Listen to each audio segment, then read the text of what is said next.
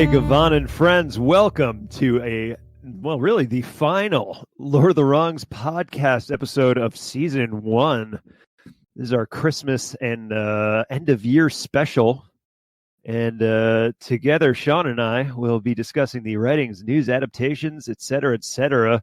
You guys have heard the show before. This is a special. And if this is your first episode, well, welcome. This is kind of a weird place to start, I'd argue. Yeah, it's a bit out of order, but there are literally 21 other episodes you could have chosen instead of the final episode of our first season. But this one's not the classic format, but hopefully you'll enjoy it all the same.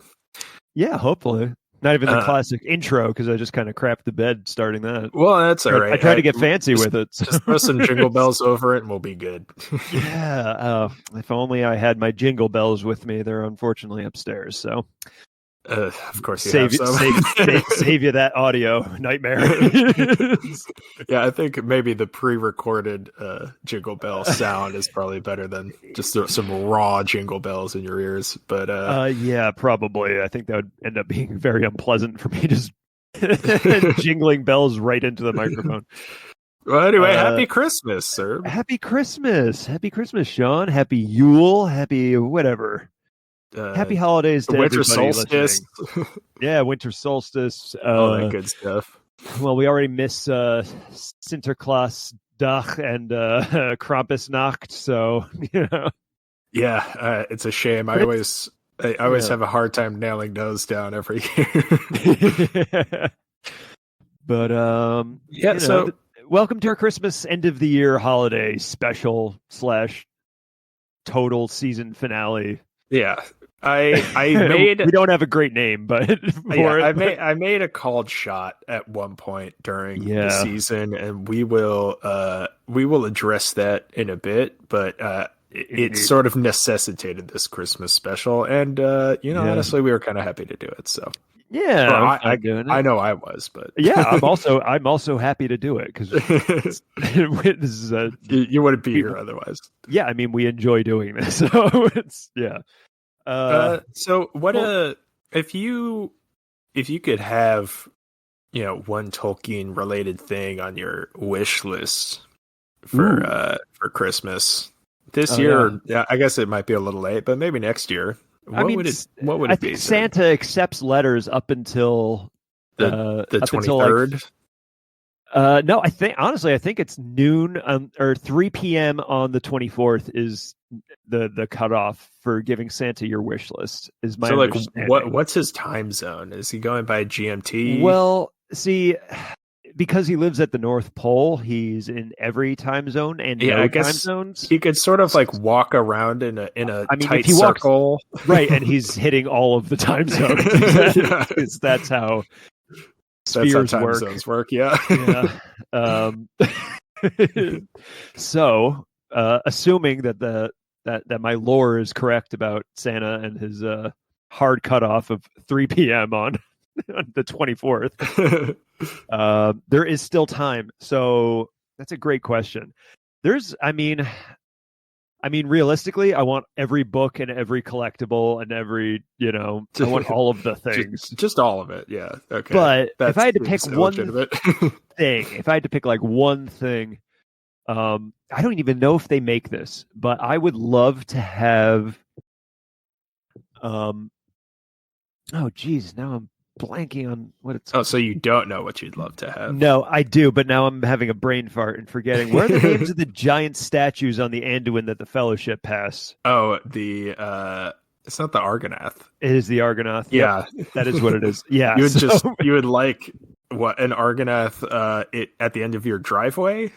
Like maybe at the end of the driveway. I was thinking more of like just for the garden, Oh, okay, use it as just to have like garden so statues. People know the bounds of your garden. That's right. Well, just decoration. I just think it would be cool. So like, I mean, a full size. Oh, full size. Okay. The end of the driveway. Yeah, just like 60 stories tall. Like that's tiny skyscrapers in your backyard. Okay, yeah. No, that That seems completely achievable and legitimate. But Right? I do in Santa's magic. He can make it happen. I actually do like the idea of having tiny Argonath statues Just in like your garden. a reasonable size for garden statue. Would be really cool. Yeah. Yeah, that would actually. They're classy, you know? I think so. You know, these giant kings of old wielding axes. I would say it's out like, you don't get to pass here. As classy as tchotchkes in your lawn can be, I would say. Yeah. Well, as somebody who does have a lawn gnome that's smoking a joint,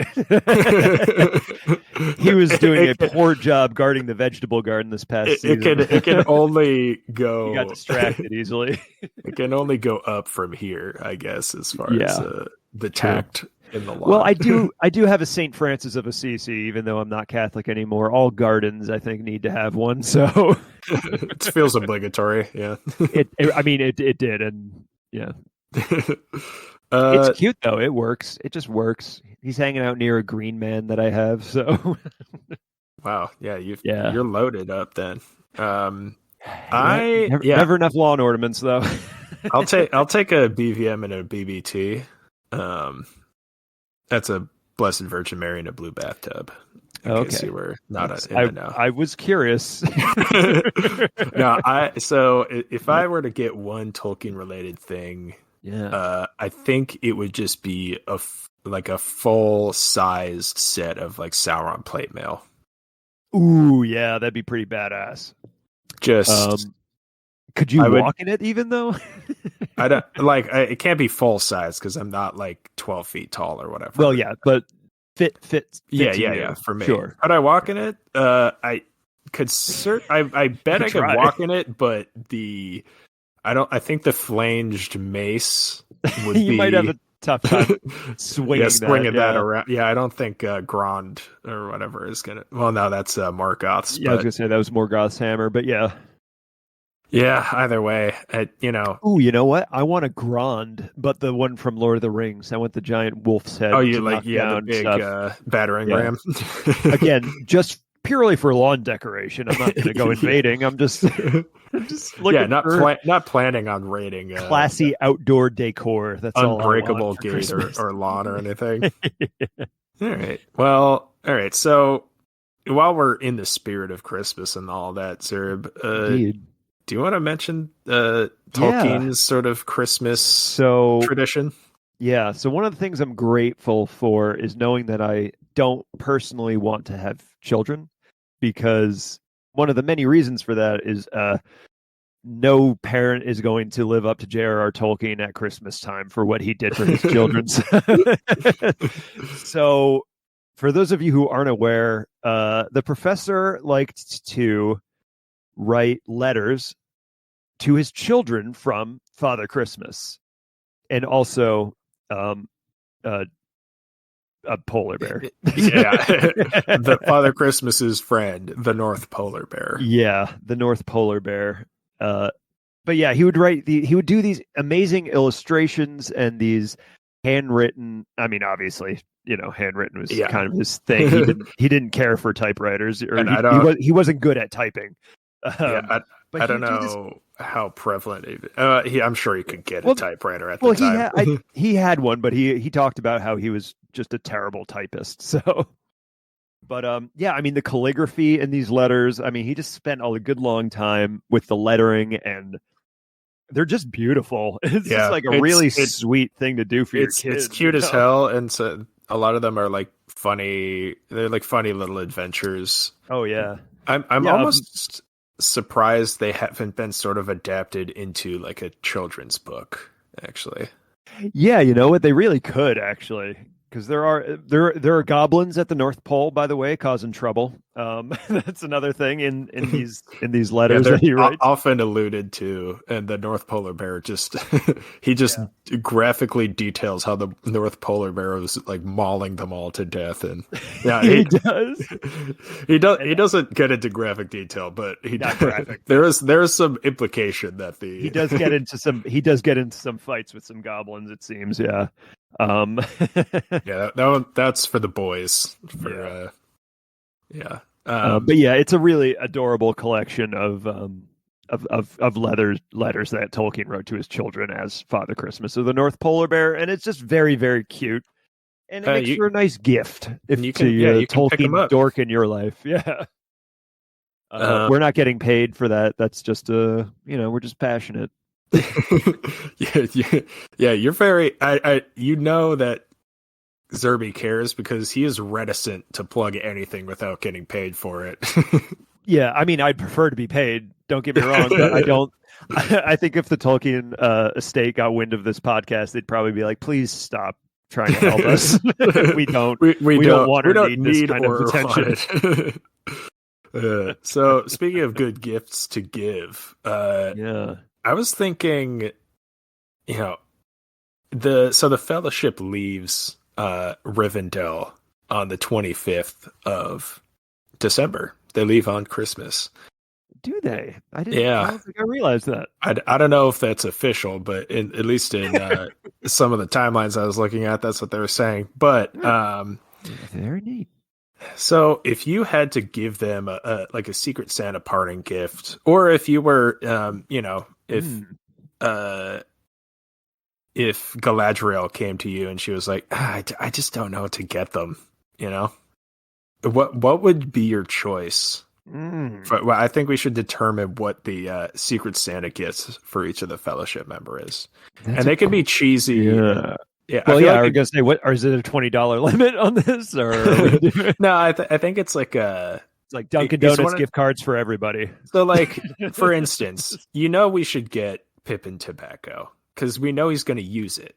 You know what I mean? Like, there's some low hanging fruit, and I think that's totally legitimate, for sure. Because that's what a Secret Santa gift is about. It's like, what do I know this person is going to like and use? Yeah, and actually, preferably tobacco is a good one for quite a good chunk of yeah, honestly, if you just got hobbits, a barrel Gandalf, of old Toby, Aragorn, divvied it up for like more than half of the fellow. Actually, everybody. Wait, everybody. Almost everybody would like not Legolas. He doesn't smoke. And not Boromir. Boromir does not smoke. The men of the South were just confounded by. Yeah, they had smoking habits. Yeah, they were like, "Wait, you can smoke that shit?" These little fire-breathing hobbits. Yeah. And Bill the Pony is the only other member of the Fellowship that did not smoke. Oh my god, I forgot to get Bill. They keep saying that there's 9 members of the Fellowship, but I feel like they're really doing Bill the Pony wrong. They're doing him dirty. He's a good guy. 9. There are 9 walkers and 1 trotter. And not the original Trotter, which was the Aragorn V1, and he was a hobbit. But yes, a little fun fact for you guys if you didn't know: Aragorn, before he was Strider / Aragorn, Tolkien's original idea was that he was a hobbit named Trotter, which doesn't have quite the same gravitas. It definitely does not. As Aragorn, son of Arathorn, heir to Elendil, and Trotter, the sort of tall Trotter, the Hobbit, who apparently knows the woods pretty good. Yeah. So I mean, I think tobacco is a good. It's a good blanket if we a good chunk of the Fellowship. Yeah. Well, I was thinking, the things that would help out the Fellowship individually. Like, okay, what you can, there's obvious ones. Like you could get Legolas some arrows or something like that, But I don't know, man. I'm thinking of all the trouble that gets caused. For example, I think a pair of handcuffs for Pippin to keep him from tossing stones down wells and Moria would be a great idea. Maybe just a straitjacket. Like, Pippin, this is for your safety and our safety. This is to protect all of us, including you. Wow, that would be maybe. I can't think of a crueler gift to get somebody than a straitjacket for Christmas. And a ball gag. Yeah, Gandalf, Pippin in the Secret Santa, he gets him a ball gag. So he doesn't have to bite his foolish tongue. I mean, who else do it? I mean, Sam, it's pretty easy. Just like, I don't know, a trowel, maybe some shears. Just a sack of potatoes would seem to be making pretty happy, I think. just anything in order to feed Master Frodo. Frodo, I feel like is a tough one to buy for because Frodo is tough to buy for because he's wealthy to start with. Yeah, what do you get for the Hobbit who has it all? I mean, he's got a mithril coat. What could you possibly get this guy? I mean, I think what you get anybody else who has it all, and that's like a Yankee Candle.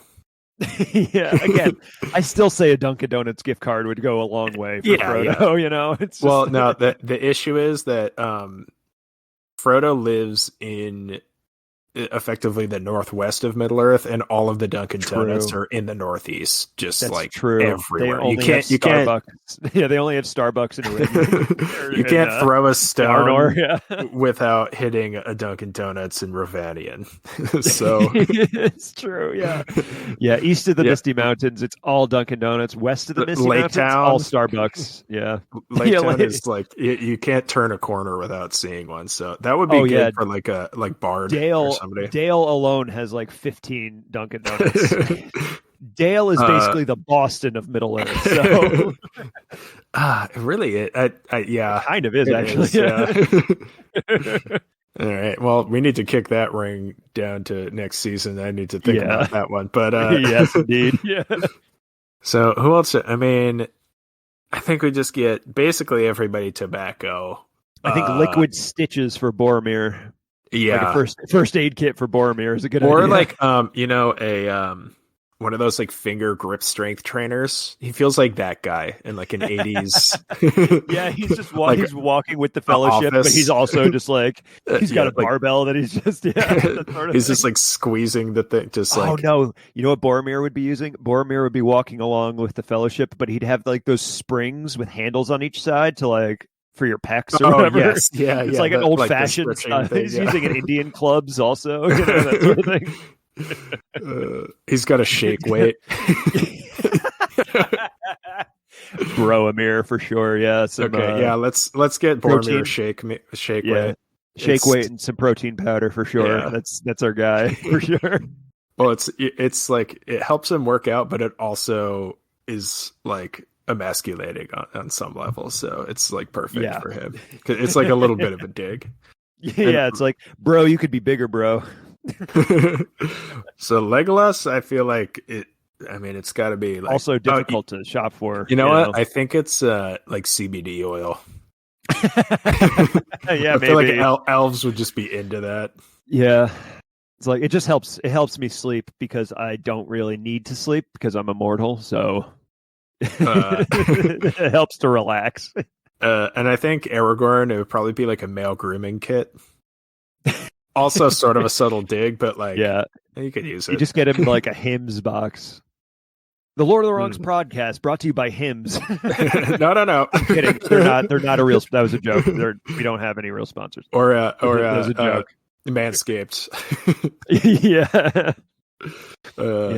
Yeah, those are a bit too suggestive for Tolkien. All right, and then tobacco for everybody else. Let's tobacco for everybody else. Yeah, get some pipe weed for the rest of the boys. I don't think anybody wouldn't appreciate it in that group. Yep.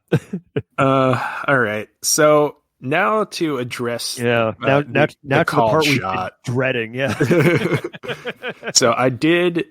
I don't even know what I said. I didn't go back and even find it, but I did say something along the lines of, I need to figure out what's a better Christmas movie, Die Hard or Lord of the Rings. Yeah. It's a tough one. I mean, and so I couldn't exactly figure it out, but I did come up with a list of sort of pros and cons and aspects that might help us determine which is a better Christmas movie. Yeah. So, let me read these to you, and then you can help me make a final decision. Okay. Let's hear what you got. Everybody knows that Die Hard is a Christmas movie, and Lord of the Rings, I'm here to sort of prove that it belongs in I feel like in the last few years, the internet has put forward Lord of the Rings as a Christmas movie for sure.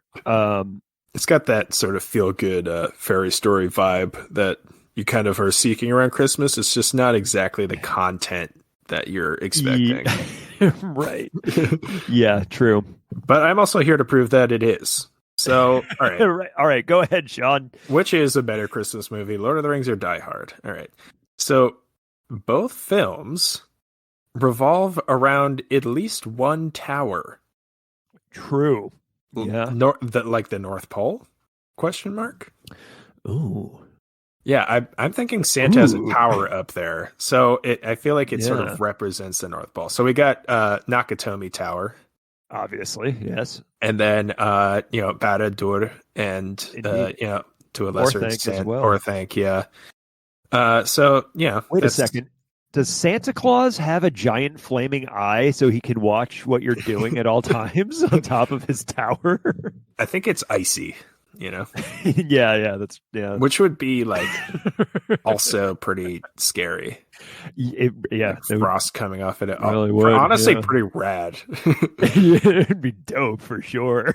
All right. So, and then I was thinking about the main villains, right? So, who's more like the Grinch, Hans Gruber or Sauron? I figured it was Hans Gruber because he's trying to steal. Gruber. Right. Yeah. I mean, Sauron's really he likes domination, but he's not trying to like ruin everyone else's good time so much as he's just trying to create a good time for only himself. Yeah. Hans Gruber is like, no, I'm going to take some of this away from them. yeah, exactly. So I figured he was more. Yeah, so that's like a point in the Die Hard column. But I will say a few things for the Lord of the Rings side. The Lord of the Rings has more snow. It sure does. Way more snow. There's very little snow in Los Angeles. I think at the end, particularly Die Hard, though, I think zero snow in the first Die Hard. It's mostly like ash. I was gonna say there's a bit of ash for sure. And the pass of Cardathras is very snowy. So yeah, there's that. I feel like Pass of Caradhras is very similar to Carl, the really tall blonde guy in Die Hard. They just feel like the same character, you know? You kind of feel similar. Yeah, I'll let you ruminate on that while I mention that. I will. There are more gifts given in Lord of the Rings. Very true. And the Lord of the Rings has elves. Yes, I don't think there's any. Are there elves in Die Hard? I feel like there's probably not. There were probably like. Wait, were Agent Johnson and Agent Johnson, were they elves or were they just FBI? It's hard to say definitively. I always confuse the two, No. They're not government elves. They're government stooges. Oh, I see. Yes. No, I bet I wasn't able to rewatch Die Hard this year because I'm gonna watch. I'd have to pay like $2.99 to rent it, and I'm not until we start getting sponsors rolling in. I'm not made of that kind of money, so that's true. There might have been at least one person dressed up as an elf on screen at some point, but there are many elves in Lord of the Rings. So anyway, I will say for a point in favor of Die Hard. Killing terrorists on Christmas is a very American, very capitalist, very Christmassy thing to do. It sure is, Sean. That's in the spirit of the holiday, 100%. As it is today. Yeah. Yeah. Yeah. I agree. I agree with you. We gather around the tree. There's a roaring fire in the fireplace. The gifts are all laid out. Santa's taking a bite out of his cookie, and there are a couple of tangos down in the other room. We've taken out the terrorists, and now it's time to celebrate. Of course, there's one problem with that, Sean, and that's we find out Hans Gruber is no terrorist. He's a thief, an excellent thief. I can't do a Alan Rickman impression, otherwise I would have put one in there. But yeah, I know you have to. It's hard to do an Alan Rickman impression because he has that voice. But I know, such an iconic voice that's very hard to mimic. Yeah, somehow. Yeah. So, all right. So my last All right. I got two more sort of things in favor of Die Hard, and then a couple more in favor of Lord of the Rings. So right, the romantic subplot is clearer in Die Hard. Like in a Hallmark movie. Yes. Yeah. So that's in favor for them. And I will say, Die Hard. The Fellowship leaves Rivendell on Christmas, and it's like not even mentioned. If that's even true. And I thought they left in autumn, but no, they left because they got there. It's October the 24th, and then they left like a couple months later. Is from my understanding of like how that math works out. I think you're right. But Die Hard just fully takes place on Christmas, so it does. Yeah, Die Hard 1 and 2 both take place on Christmas, so it's that's like hard to really argue doubling down. Yeah, that's right. But all right, as far as Lord of the Rings, I will say Gollum is a lot like Rudolph. But I would love to hear your justification for that, Sean. Would you care to elaborate? He leads the hobbits, much like Rudolph leads Santa's sleigh. He's their guide. Okay. I'm with you so far. That's fair. But the only real difference I can see is that Gollum was shunned for his shiny gold jewelry, not his shiny red nose. True. That's the only distinction I can really come up with between them. Yeah, I mean that's fair. So yeah, that's that parallel. And then we also I will say the Ringwraiths are basically like Frosty the Snowman. But they're given form by their cloaks instead of a hat. And they bring fear and death and destruction instead of Christmas cheer. But those are the only differences between them. So that is a fair point. They are effectively the same thing. Yeah. So I will say Lord of the Rings has basically all the Christmas characters you know and love. They got the Grinch, they got Rudolph, they got Frosty the Snowman, they got elves. Yeah. Tom Bombadil's basically Santa Claus. True. He's like quality beards happening for sure, and like a woodsy hobo Santa. Yeah. With a sexy Mrs. Claus. Yes, exactly. Just like Mrs. regular Claus? Mrs. Claus. Yeah. So, I mean, to me, I think that puts Lord of the Rings in the lead because, I mean, they both have stuff going for them. For sure, yeah. I mean, and look, we do know also that Yule is a thing in Middle Earth. Yeah. So, because we know that at the end of The Hobbit, that Bilbo, when Gandalf on the way back to the Shire, stop at Beorn's for Yule time specifically. So, yeah. So they both in universe have mentioned Christmas at least once. Yeah, very true. Die Hard mentions it many more times, but and all right, yep. I will admit, all right, Die Hard is a classic Christmas movie, right? It's got everything you need. It's set on Christmas. Yeah. And so yes, that's true. It is indeed set on Christmas. Yeah. But Lord of the Rings, while it's not set on Christmas, has it basically the entire cast of Christmas characters. So I would submit that Lord of the Rings is the Christmasier movie, despite not being on Christmas. Come to Mordor, we'll have some coffee. Yeah, so I don't know. Thoughts? Do you agree? Disagree? I listen. If we had started a Die Hard podcast, I'd say Die Hard's the more Christmassy movie, but this is a Lord of the Rings podcast, so God damn it, Lord of the Rings is the Christmassier movie. All right, that's settled. Yeah. And if I have to pick a team, I don't want to have to, but if I have to pick one, my loyalties are well known. I don't have any Die Hard tattoos. That's oh man, that would be rad. You know what? I would. I'm gonna get a back piece of a gun taped to my back. Beat you to it. You son of a bitch. So I was just classic Christmas resolution. Yes. All right.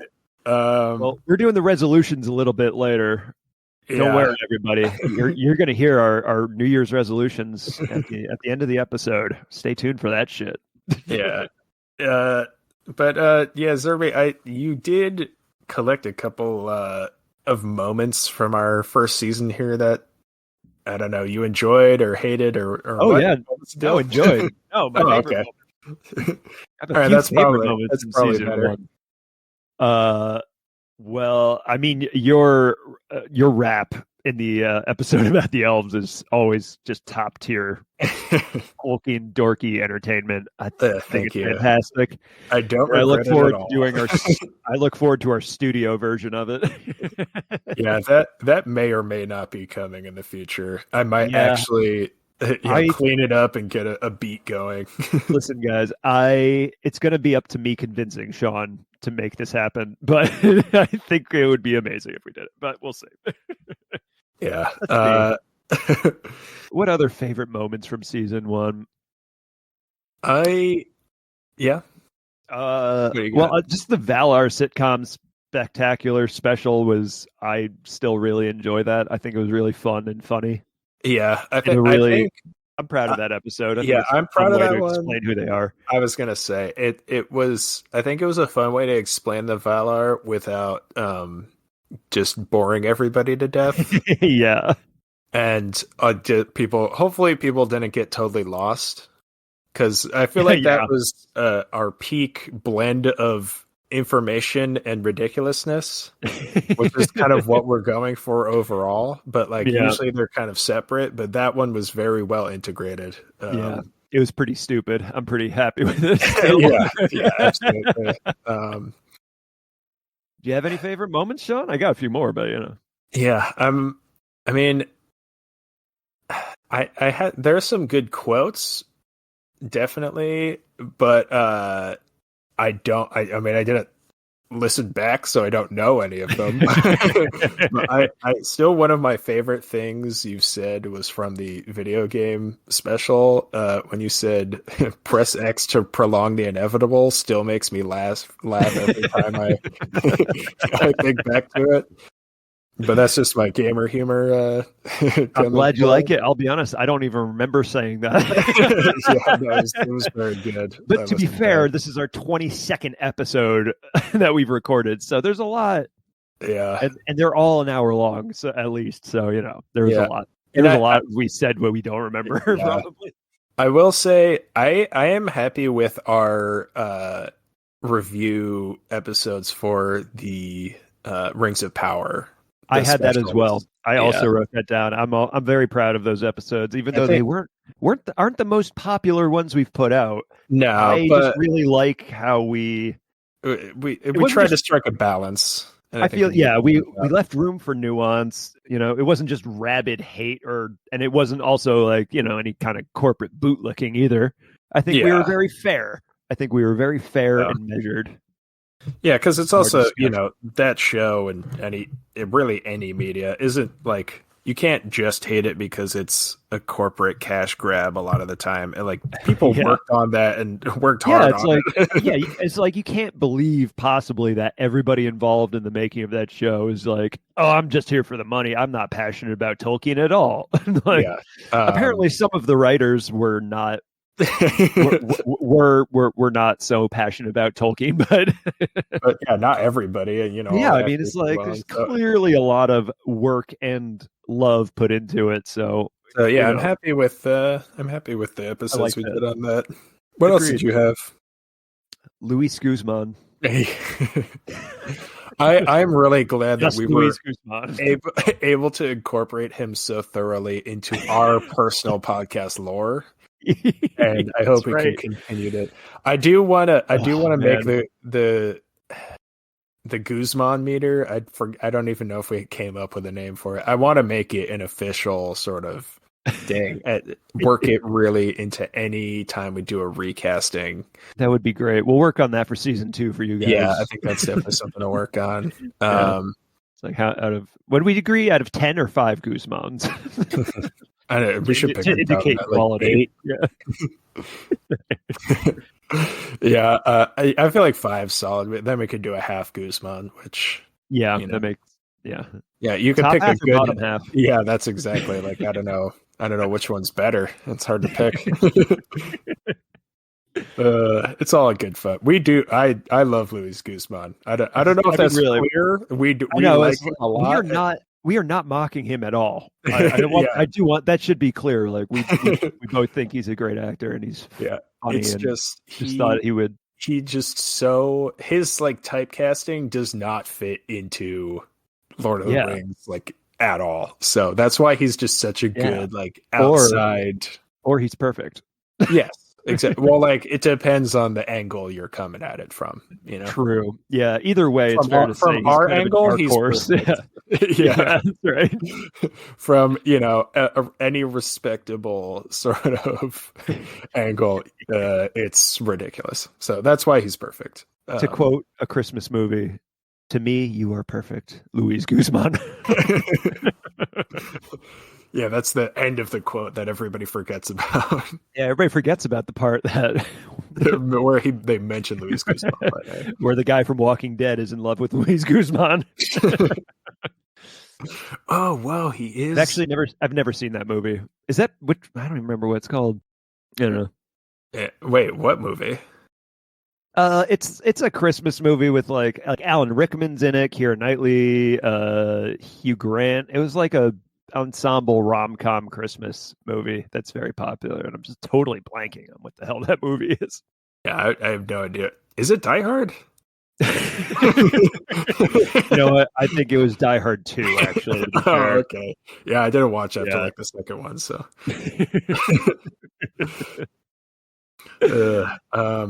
Yeah, there's a fire sale or something like that. So, do you have the fire sale is in Die Hard 4? Actually, that's Timothy Olyphant one. I forgot he's in that too. Yeah. All right. Well, do you have any other moments? No, the rest of them sucked. Yeah, I like the ones that I mentioned. The rest of it was stupid. Yeah, our first episodes are. I mean, they're a bit rough because we didn't know. I think it was less, we got more comfortable with the actual podcasting aspect, but we also had no idea what we were like trying to do, I think. Yeah. I mean, it was a far vaguer idea. I think honestly, this podcast, the longer we do it, the more it's going to evolve and become something a little different from maybe even what we originally intended, but that's part of the fun of making it. Yeah, exactly. All right. So, yeah. Do you want to give some thanks to some people? I do. Absolutely. I would love to, first of all, shout out my wonderful, talented, and adorable girlfriend, Alana, for making our logo, which is awesome. And also, she put so much more work into it than I even asked her to. I was like, it looks fantastic. I was asking for some lettering. I was just like, all right, let's just get the first letter of every word. It's like, really. It was like, just Lord of the Wrong Pod. Just like, thanks a lot. Anything special. Yeah, she did a great job on that. Very grateful for that support. She did it for free too, which is nice. That I don't know if there was another option for us. No, there really wasn't. So shout out, thank you to Alana. Yeah. I'd like to thank you for making the music for the intro, outro, doing the editing. Hey, it's my pleasure. Yeah. Besides the general thank you for doing the podcast with me. Thank you for doing the podcast with me. And thanks for coming up with all these bits. Yeah, we were talking about this after recording a couple of weeks ago, I think. The division of labor. Right, exactly. It's like, on paper, it might look a little one-sided, but I think the reality of it is, I have the easier jobs. I just have a couple more, but you coming up with these bits, I'm always impressed. So thank you. Sketches about I would love to say that I put a lot of work into it, but most of it's just on the fly. Either way, we're having a great time doing it, so it's working. Yeah. I would also. I mean, do you have anybody else you'd like to thank specifically?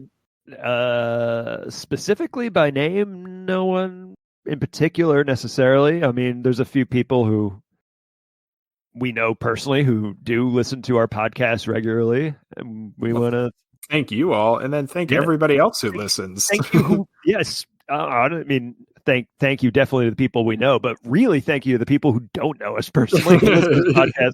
That's. I mean, I said this last episode, but it really blows my mind that anybody would listen to this at all, and I just think it's so cool. Yeah, and, it's awesome.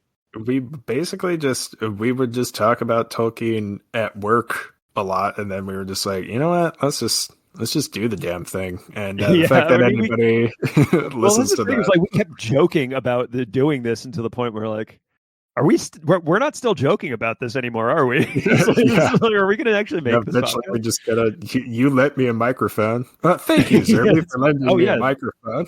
Oh, sure thing, no problem. I'm glad I remembered to use it this time, and we just kind of said, "Fuck it, let's just do the damn thing." So, indeed. All right. Well, with that, how about we come up with some New Year's resolutions for our next year of podcasting and Tolkien and whatnot. Indeed. All right. I feel like I have probably two that I could use. That one I just thought of is probably to just like use my microphone, the good one, every time. And just generally, I think you only missed the one though. It's just the one episode. Yeah, maybe. But the wrong mic, but it's fine. But and just generally, just continue to try to improve the podcast where I and we can. Oh, yeah. I think absolutely, yeah. And then the other is I resolved to dress up as a ring wraith more often and like scare people. I think that's just chase people who are wearing wedding rings. Yeah. If you showed up at a wedding, just like assault the ring bearer and just like, I'm sorry, I thought it was a hobbit. It's like, oh, it's just a human child. These aren't the ones I'm looking for. Crap, these rings aren't magical at all. Well, I have an idea for a bit if either one of us gets married, but I haven't been stalking people enough in the garb of her ring wraith, so I mean, I've been doing plenty of regular stalking, but I've also fallen behind on my ring wraith specifically stalking. So just brush up on that. Do you have any resolutions? Yes, I have. I want to read Tolkien's translation of Beowulf and Sir Gawain and the Green Knight all the way through. Oh yeah, I've made a couple attempts because they're not easy to read since they're translations from Old English and Old Norse and shit. So it's definitely hard to read. I do actually want to read Leaf by Niggle. I've never read that one either. Actually, there's another Tolkien book that. There's a few non-legendarium Tolkien books that I would like to read. That's one of them. I have read Farmer Giles of Ham, which is a very funny book. I've read Rover Random. That's a good one. Also, very that one's silly. Like super short, right? It's pretty short. Yeah, it's also very, very odd, but it's cute. But some of the other non-legendarium writings I'd like to do a little more reading of, and because his translations of those like Old English poems are like well respected. They were at the time. I don't know if they still are. I'm sure they are. It's like the guy who wrote the Oxford English Dictionary. I'm sure his translations probably knew what he was talking about. That's cool. I kind of didn't really pick an actual Tolkien one, so I will say Leaf by Niggle. I want to buy more swords this year too. I want to buy more swords. You're not really. I feel like you're not a sword guy unless you keep. It's like a corporation. Like the collection needs to keep growing. Otherwise, you're failing. You know, otherwise you're just a dork with one sword. Yeah, like if you, you're not a sword guy if you don't have a wall or a closet or an umbrella stand. I don't know how you store swords. An umbrella stand filled with swords. I feel like it wouldn't be great for edge retention, but yeah, I mean, probably not. Yeah. Oh, they're probably. Yeah, you can't keep them in a scabbard. Yeah. Well, any sword guy should know that. Well, you don't want to keep it in a scabbard all the time because moisture gets trapped, and then you can get some rust on your edge. So it's actually better to have them on display out so that they don't rust. Yeah, I'm sure that's definitely not a urban myth that sword guys all agreed to use in order to allow have their girlfriends and wives allow them to keep the swords out on display. If they're not out in the living room, they'll get ruined. Oh, babe, they're gonna get all rusty unless they're just out and openly on display. Babe, no, I'm not trying to show them off. Why do I have these if no one can see them? So, well, whatever. I'm gonna go out into the yard and practice. I'm gonna go out into the front yard and practice. Yeah. Yeah. All right. Well, then I resolve that you do HEMA. Well, I do already practice archery. Actually, that is a real resolution for me. Is that I do want to spend a lot more time practicing my archery this year. I'm trying to get a bow. It's really hard to find a longbow. Like, if it really is. You can find them on Etsy. Like Amazon, you can't find like a single actual longbow. They're all recurve. Yeah. But, they're like. It's hard to find a bow my size as well because I need like a tall fucker. I need like a 30-inch draw length or something like that, which is a lot. Yeah. All right. So now that we've gotten properly sidetracked and resolved, what do you say we end this thing for the season, bud? Yeah, I think we better. If you would like to write into the Lord of the Wrongs podcast for next season with ideas for episodes, questions you'd like answered, corrections that you've noticed we've missed, I'm sure there's a few of those.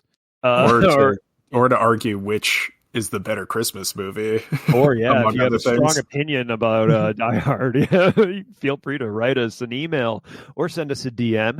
You can send us a DM on Instagram. Our handle is Lord of the Wrongs Podcast.